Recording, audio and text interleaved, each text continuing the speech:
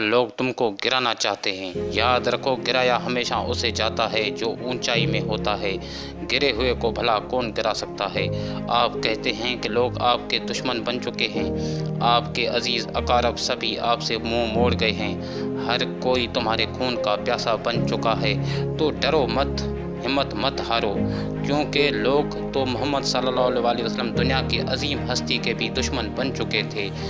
آپ کو مکہ میں طرح طرح کی تکالیفیں دی گئی، یہاں تک کہ نعوذ باللہ آپ کے جان کے دشمن بن چکے تھے۔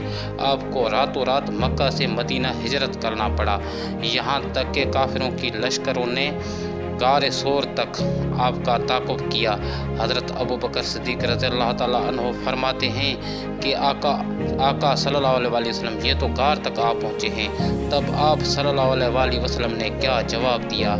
آپ صلی اللہ علیہ وسلم نے جواب دیا، لا تحزنوا ان اللہ معنا، غم نہ کرو اللہ ہمارے ساتھ ہے۔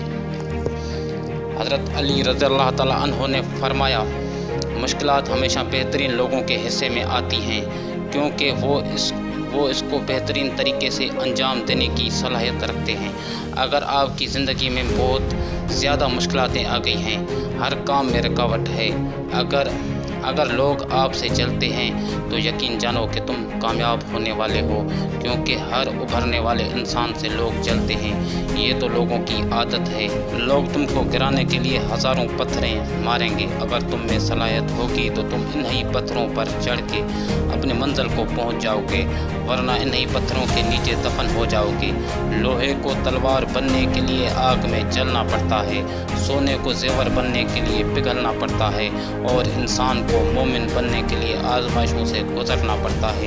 زندگی میں آنے والے آزمائشوں سے نہ ڈرو، بس انہیں صبر و تحمل سے انجام دو۔ آزمائشوں میں کامیاب ہونے کے بعد اللہ پاک ان کا صلہ بھی ایسا ہی دیتے ہیں جتنی وہ آزمائش مشکل تھی۔ حضرت ابوبکر رضی اللہ تعالیٰ عنہ نے فرمایا کہ ہر شے کے ثواب کا اندازہ ہے مگر صبر کے ثواب کا اندازہ نہیں۔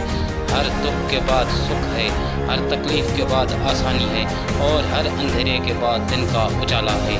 ویڈیو پسند آنے پر لائک کریں اور میرے چینل کو سبسکرائب کریں۔ السلام علیکم ناظرین۔